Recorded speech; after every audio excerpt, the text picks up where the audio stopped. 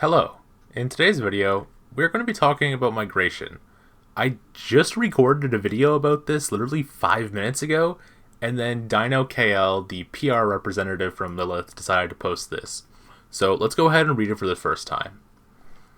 Dear Lords, recently we have received player feedback about differences in server power capacity / threshold between different servers with concerns about causing unbalanced KVK matchmaking or potential shadow nerfs to some servers.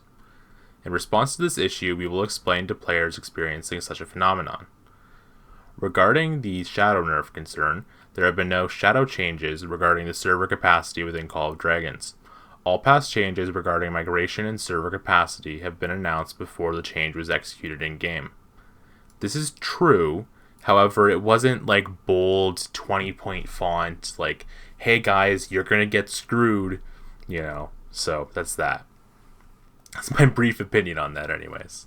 On the other hand, we will also acknowledge that players are concerned about unbalanced matchmaking based on the different server capacities.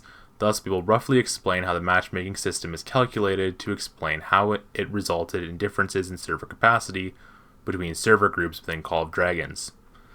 So, now it is time for a complete spewing of bull. Because this is not even the actual issue at hand. The issue at hand is that they gave Kingdoms 300 spots for open migration.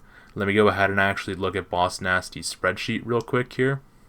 As you can see on Boss Nasty's spreadsheet, TFS migrated 186 people, YBD 186, EIS 142, and then all these other notable mentions, including especially Noir 91, and their total power, as you can see here, 37, 31, 28, 28, 26, 25, 25, etc. ROG at 23 billion power, so right we're here. And after migration, ROG 22.2 billion power. This has absolutely nothing to do with what he just said. Let's go ahead though and go back to reading this Discord announcement. Our current matchmaking system calculations involve visible factors, including but not entirely restricted to total server power. In addition to visible factors, we also consider invisible factors that may impact a player's performance in matchmaking, included but not entirely restricted to in-game items that are not calculated as visible power. Moreover, while we don't consider these invisible factors when displaying individual and total server power, they vastly affect a player's overall share and potential server performance.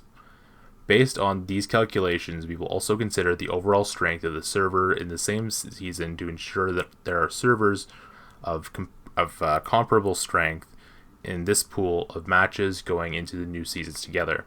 Specifically for servers within the same season, a full server is considered one of the strongest servers compared to the other servers within the same season and matching pool, meaning that the total influence within that server is relatively strong instead of an absolute value. Hence, there is a phenomenon of some servers experiencing lower server capacities than others from a visual perspective. We apologize for any misunderstanding regarding server capacity caused by the matchmaking system.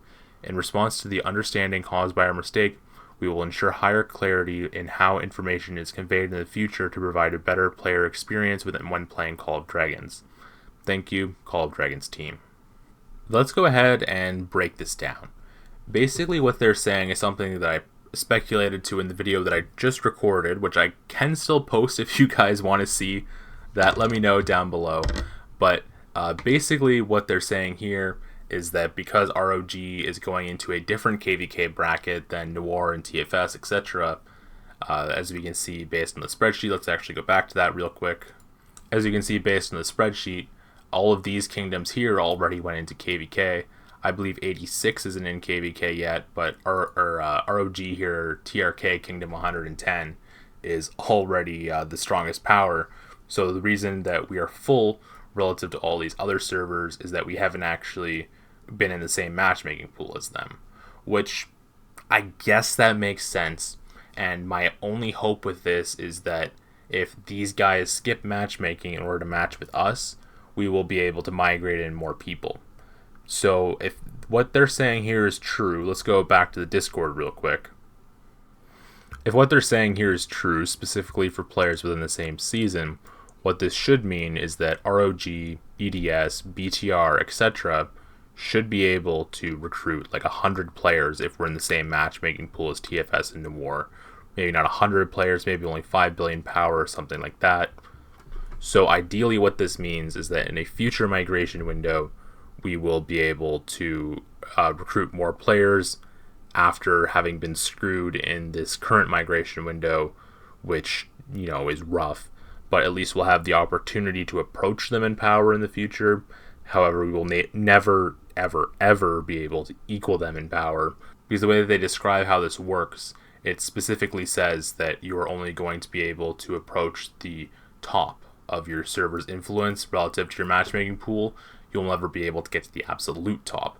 That is why servers like EDS, BTR, TRK, etc., all of these servers are full, even though we are not anywhere near the power of TFS. I believe that this statement here from Dino, in general, is a good statement. These clown reactions, it's understandable. I wish they would have said that, like, specifically in future migration windows, you will be able to migrate in more power if you are not near the top of your migration or your matchmaking pool relative to influence.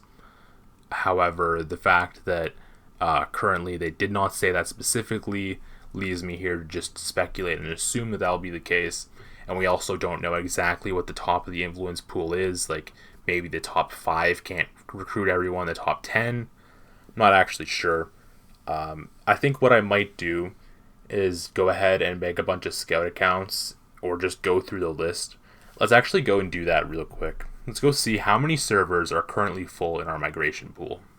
So if you scroll out, you can go and check out the server overview. You got a pre-war for SOB2. Let's count how many are full. Okay, so we have one server, we're full. EDS is full in 96. Okay, and that's actually it. Only the top 2 servers are full. That's very interesting. So what that tells me is that we actually most likely will be able to get new players in, which is awesome. Like, how many of these servers are full? It doesn't actually display an icon, which sucks. Are any of these other kingdoms in pre-war? 3 kingdoms are full here. 0 kingdoms are full here. And there's nothing here. Let's see, pre-2, season 2, no. And pre-1, no. Okay, so it looks like you're going to have like 2 to 5 servers maybe that are full going into the new KVK. So this means that if we do get into the same matchmaking pool as TFS, Noir, EIS, etc., we actually will be able to migrate in people. This is, again, just a guess because we don't have exact specifics. However, this is a good thing. And yeah, it looks like we will actually be able to migrate people, and eventually, we don't know exactly when.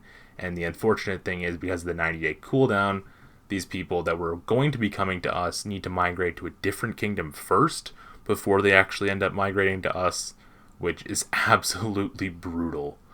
Yeah, I'm not a fan. But this is a step in the right direction that they clarified this. And wow, okay. So a pretty good announcement there from the devs. It could have been expanded on more. However, while we are frustrated, I think that it's important to realize that what they said does make sense, and that, yeah, like, it's not all bad news. Let me go ahead and I'm just going to train like 100 of each here. I got another video coming out where I'm discussing why I'm doing what I'm doing here. You might be wondering, why do you have 26,000 tier 1 archers? Why do you have 26,000 tier 1 Vestals? That was a topic for another video. Anyways, I hope you enjoyed watching this video where we do a little impromptu react to the announcement. And yeah, I'll try to get this out as quickly as possible. Thanks for watching, and have a great rest of your day.